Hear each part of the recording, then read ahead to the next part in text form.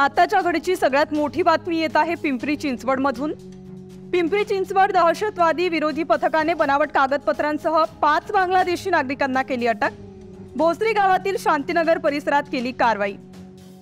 या प्रकरणी पोलिसांनी शमीम नुरोल राणा राज उर्फ सम्राट सदन अधिकारी, जलील नरू शेख उर्फ जलील नूर मोहम्मद गोलदार, वसीम अजीज उल हक मंडळ उर्फ वसीम अजी उल हक हिरा, आजाद शमशुल शेख उर्फ अबुल कलाम शमशुद्दीन फकीर या 5 बांगलादेशी नागरिकांना अटक केली असून त्यांना बनावट कागदपत्रे बनवून देणाऱ्या इतर दोघांवर गुन्हा दाखल करण्यात आला आहे।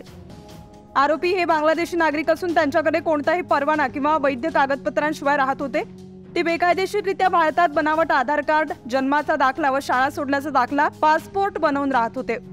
याबाबत दहशतविरोधी पथकाला याची माहिती मिळताच त्यांनी छापा टाकून 5ही नागरिकांना अटक केली आहे।